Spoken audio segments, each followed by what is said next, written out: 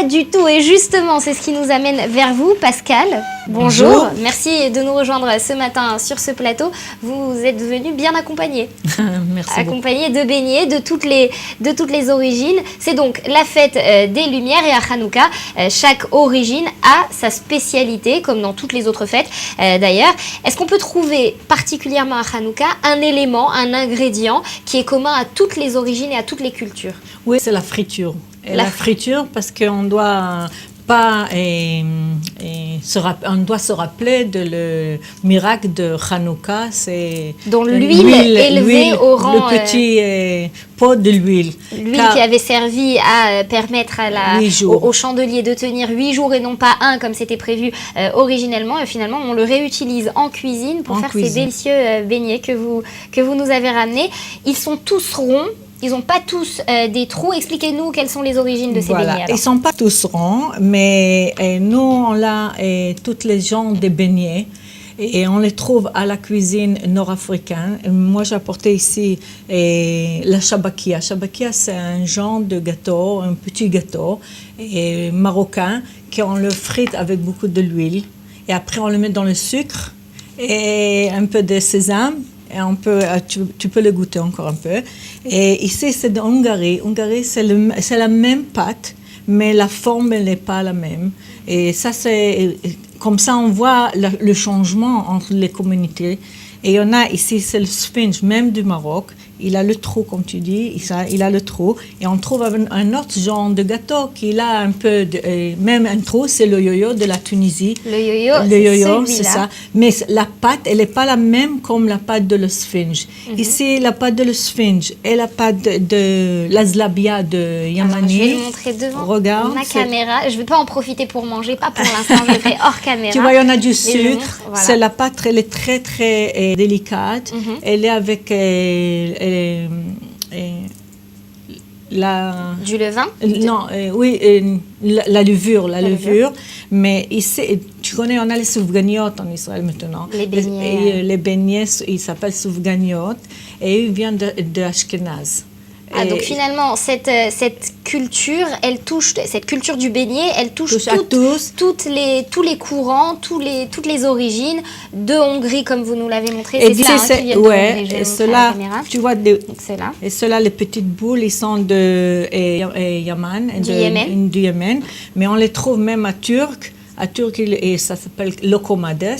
Et à Grèce, c'est Bourmielos. Alors moi j'ai une petite question. Est-ce que vous voyez ce beignet, on voit bien le trou parfaitement formé. Ouais. Est-ce que vous avez un truc pour bien faire le trou des beignets, réussir à les frire correctement? Le yo-yo, c'est pas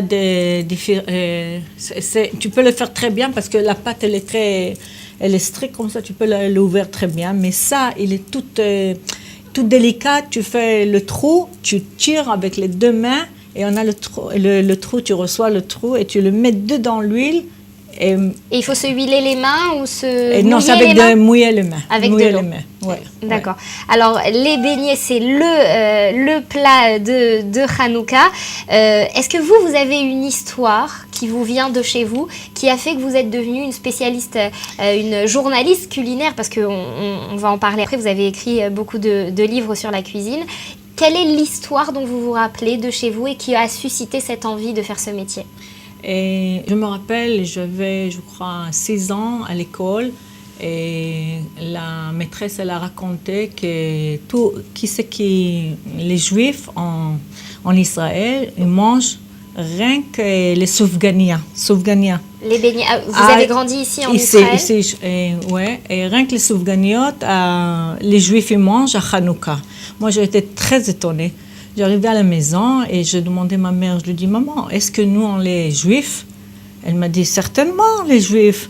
Et je lui dis, mais pourquoi nous, on ne mange pas? Et la maîtresse, elle a dit qu'on mange les soufganiotes à Hanouka. Et nous, on ne mange pas. Ma mère, elle a éclaté de rire.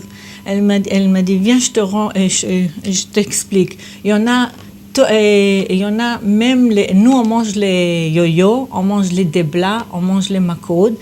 Tous, ils sont à l'huile. Parce qu'il faut souligner que vous êtes originaire de Tunisie. Oui, moi je suis une nord-africaine, tunisienne. Elle m'a expliqué qu'il y en a tous des genres de cuisine. ils sont différents. Et même qu'ils sont différents, il y en a quelque chose qui ressemble à tous. Et je crois que c'est depuis cet âge-là que ça a commencé à me... Vous avez eu envie de trouver ce qui unifiait finalement tout le monde dans cette cuisine. Oui, à la culinaire, même juive, qu'elle est différente de la culinaire de le pays que tu viens. Et c'est pour ça que je travaille et j'ai écrit presque 13 livres. Alors justement, on va en parler parce qu'en dehors des beignets, vous cuisinez aussi d'autres choses et vous écrivez des livres. Alors vous en avez amené quelques-uns. Vous écrivez sur toutes les origines, toutes les cultures différentes. Et puis il y en a pas moins de 40. Donc il y a du pain sur la planche. Oui, il y en a beaucoup. Et c'est pas donner la recette ou écrire sur la recette spécialement de ce pays. C'est essayer de trouver qu'est-ce qui ressemble à tous. Et c'est pour ça, même dans ce plat maintenant que tu vois tous des genres de frites qui sont tous ressemblent.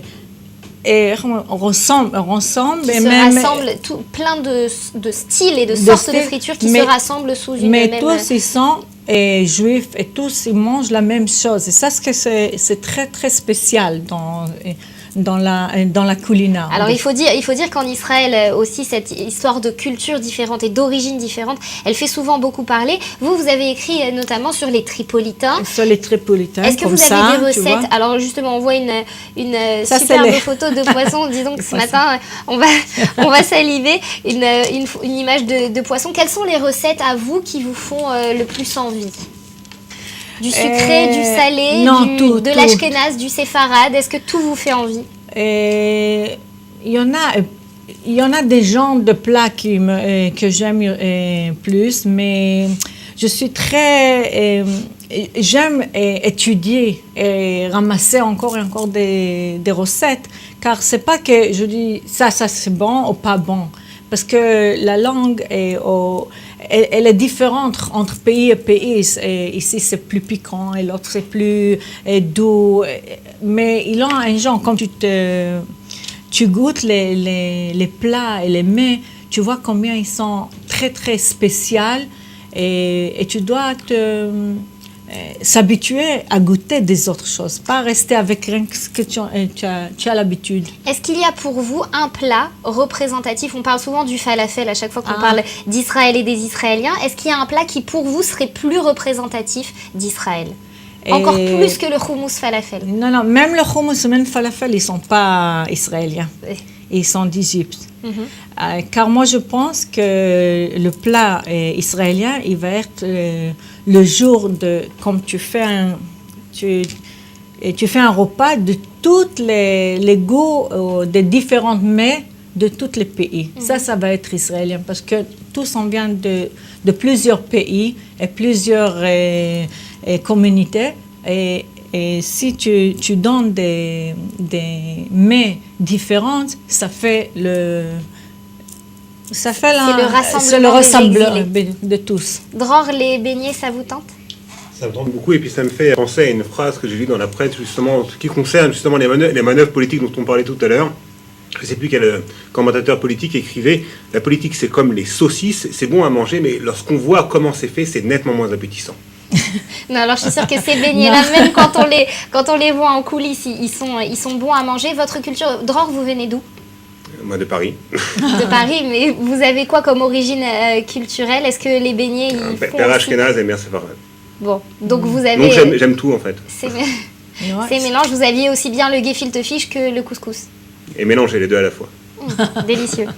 Bon, en tout cas, je vous invite à vous servir et prendre de ces beignets. Nous, on va continuer à s'en délecter. C'est sur donc ces petits beignets et autres sucreries et douceurs que l'on va refermer cette édition. Merci à vous de l'avoir suivi. On se retrouve demain. N'oubliez pas, 8h heure israélienne, 7h heure française. D'ici là, je vous souhaite une excellente journée de dimanche et portez-vous bien.